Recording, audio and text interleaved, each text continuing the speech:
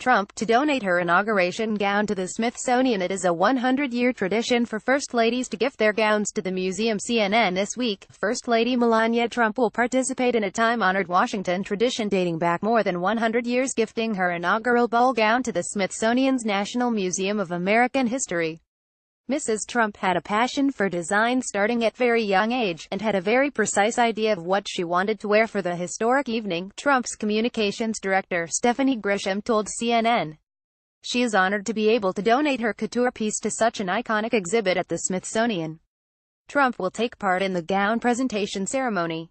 Lisa Kathleen Grady, curator of the Smithsonian's First Ladies Collection exhibition, said the tradition began with Helen Taft in 1912. Since then, it's become the custom for the Smithsonian to make the donation request, and for the First Lady to give her gown for the public to view, Grady said.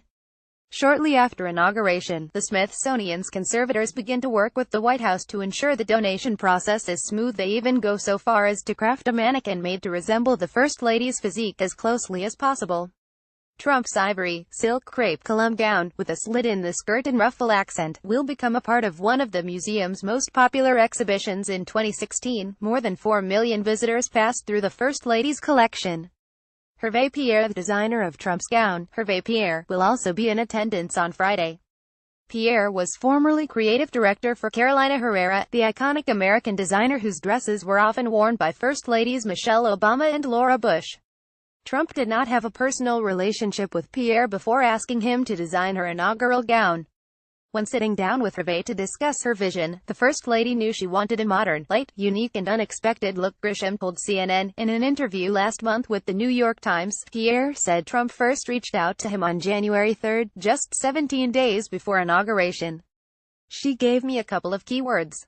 She didn't want a big ball gown, she wanted something sleek, ivory, vanilla.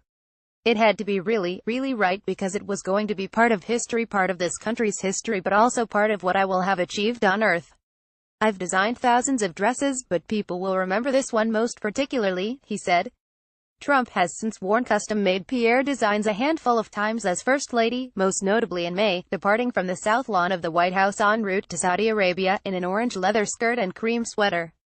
And in July, at a private Eiffel Tower dinner with President Donald Trump and French President Emmanuel Macron and his wife Brigitte, in Paris, Pierre designed a red, white, and blue dress with embellishments on the bodice meant to represent wheat.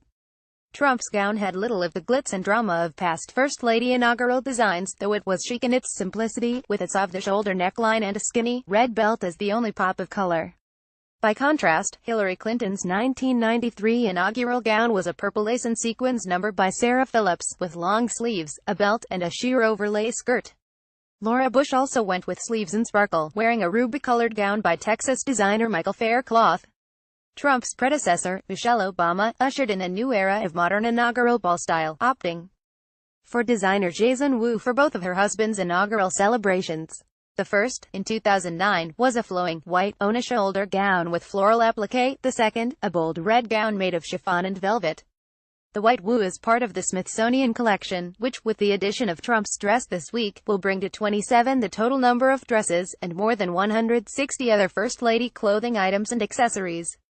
The First Ladies are also gracious about the donation process, Grady said. It must be sort of a strange thing to basically come to a museum and see yourself, your dress, encased in the Smithsonian, as you become a part of history.